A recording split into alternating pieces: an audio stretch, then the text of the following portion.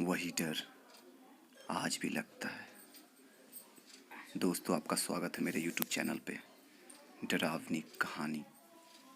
आपका अपना चैनल आज आपके लिए दो सच्ची डरावनी कहानी मैं लेकर आया हूँ।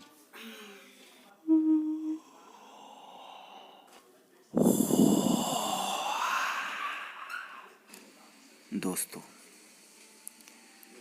ये पहली कहानी शुरू होती है बिहार के कोकरा जिले की। दोस्तों, ये कहानी है अजय की, जो बिहार के कोकरा जिले के एक हॉस्टल में रहा करता था। वो पढ़ने के लिए कोकरा आया था। जहाँ वो रहता था उसके पीछे ही, उसके हॉस्टल के पीछे ही एक कब्रिस्तान था, जिसे वहाँ के लोकल लोग हैवानों की बस्ती कहते थे। वहाँ के लोग उसे हैवानों की बस्ती क्यों कहा करते थे, ये आपको आगे कहानी में पता चलेगा। अजय बहुत ही अच्छा और बहुत ही नेक लड़का था। वो लोगों की मदद करने में कभी भी पीछे नहीं हटता था। मगर किसे पता था, एक दिन अजय को ही मदद लेनी पड़ेगी। अजय का कॉलेज अजय के हॉस्टल से 10 किलोमीटर के दूर पड़ता था।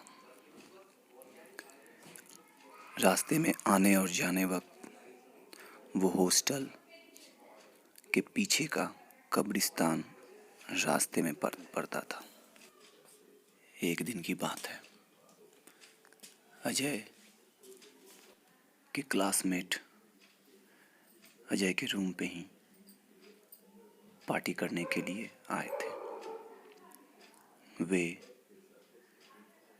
शाम के 8 बजे से अजय के घर पे पार्टी कर रहे थे। याद रखें, वो चारों उसी हॉस्टल में हैं। उन्हें पार्टी करते वक्त समय का पता नहीं चला और रात के 1 बज गए थे। तभी अजय को अपने हॉस्टल के पीछे से किसी की रोने की आवाज़ आई, उसी कब्रिस्तान के पास से।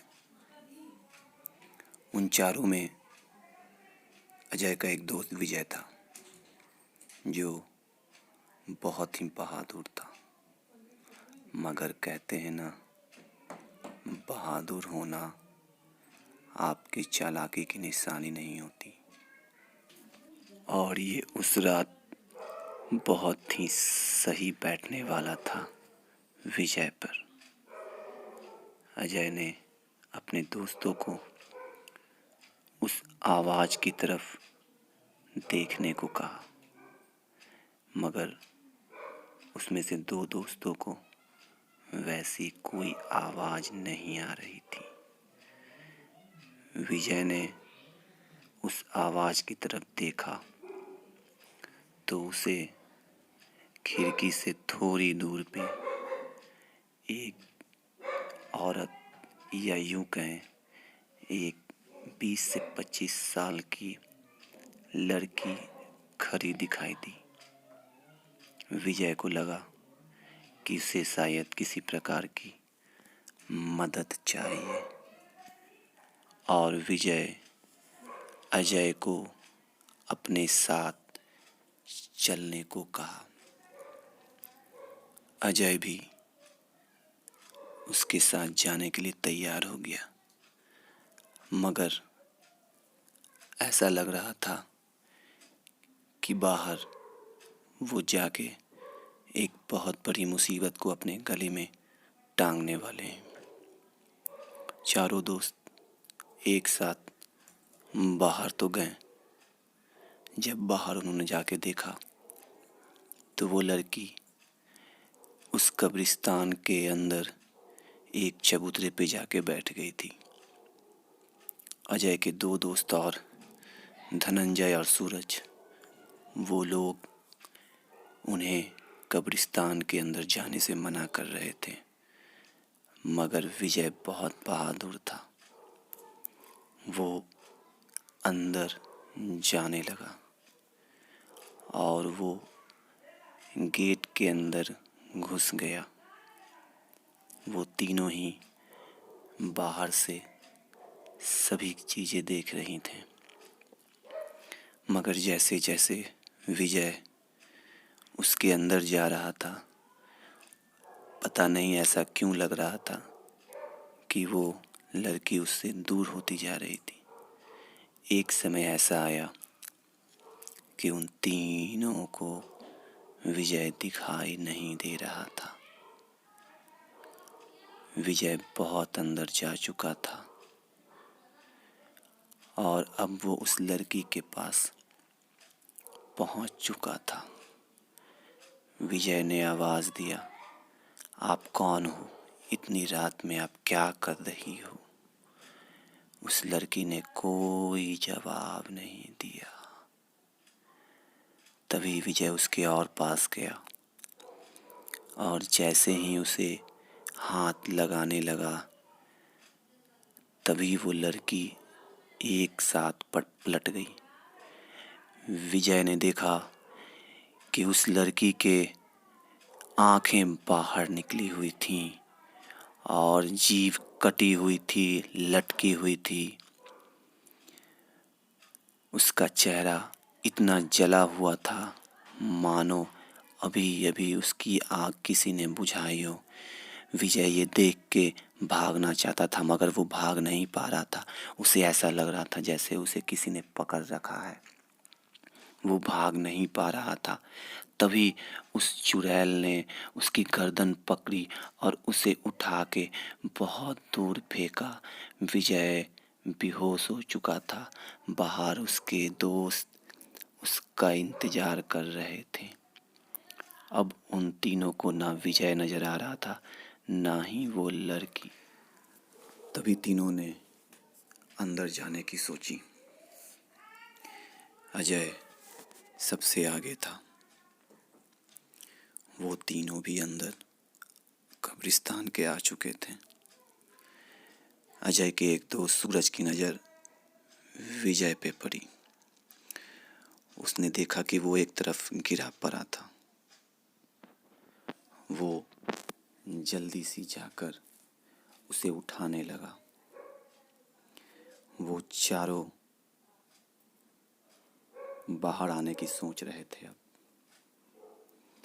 मगर जैसे ही उन्होंने बाहर आने के लिए भागा, कब्रिस्तान का गेट खुद ब खुद बंद हो गया और दूसरी तरफ वही लड़की एक बहुत ही भयानक शक्ल के साथ सामने थी। वो चारों देख के उनके हलक सूख रही थी। उनके सामने देखते ही देखते वो लड़की एक बहुत ही भयानक चुड़ैल में तब्दील हो चुकी थी। अब वो अपने पैरों पे नहीं थी, अब वो अपने दोनों हाथ दोनों पैरों पे जमीन को कुरेद रही थी और सर उसका आगे की ओर झुका हुआ, आंखें निकली हुई और जवान बाहर लटके हुए और आगे की तरफ बाल लटके हुए, उसका कंधा टूटा हुआ, उसका गर्दन टूटा हुआ, उसकी उंगली पैर की उंगलियां एक भी नहीं और कमर टूटी हुई। वो इस तरीके से चल रही थी मानो कि कोई अभी अभी कब्र खोद के कोई लाश बाहर आ गई हो।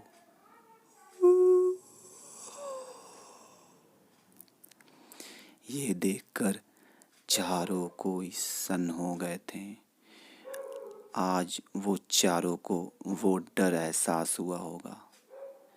आज वो चारों ये जान चुके थे कि उनकी मौत निश्चित है।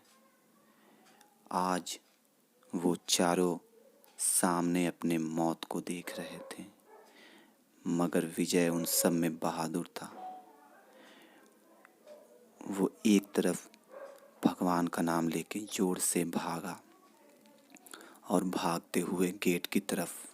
उसे देखते देखते उनके तीनों दोस्तों ने उसी तरफ भागा और वो चुड़ैल भी अपने चारों कदमों से उन तीनों की तरफ भागी। और देखते ही देखते एक झपट्टे में उसने सूरज को दबोच लिया और अपने नाखून से, जो किसी लोहे को काट सक, एक झपट्टे में उसने सूरज के पेट को फाड़ के रख दिया और उसके पेट से निकले हुए खून को पीने लगी, अतड़ियाँ खाने लगी। इतनी बेमौत मारा उसने सूरज को कि वो तीनों देख के सहम गए। उन तीनों को समझ नहीं आ रहा था क्या किया जाए, मगर जैसे तैसे उन्होंने उस गेट को पार करने की कोशिश की। तभी वो चुड़ैल सूरज को मारने के बाद धनंजय की तरफ कूदी। धनंजय की तरफ कूदने पे उसने धनंजय का गर्दन एक बार में मरोड़ दिया और अलग कर दिया उसके गर्दन को, और अपने दांतों से, इतने नुकीले दांतों से उसके गर्दन को चबाने लगी और उसके खून को पीने लगी। ये देख उन दोनों को तो ऐसा मानो काटो तो खून नहीं है। वो एकदम सहम चुके थे, उन्हें कुछ नहीं पता कि वो क्या करें। वो दोनों अंदर से मर चुके थे आधा। ऐसा लग रहा था मानो उनका सिर्फ शरीर है। दोस्तों, इसके आगे की वीडियो आपको दूसरे पार्ट में मिलेगी, इसलिए इसके आगे की कहानी सुनने के लिए बने रहें। डरावनी कहानी बाय सुधीर सिन्हा। आप मेरे चैनल को सब्सक्राइब कर लें ताकि इसके आने वाली पार्ट आपका नोटिफिकेशन पहले मिल सके। धन्यवाद।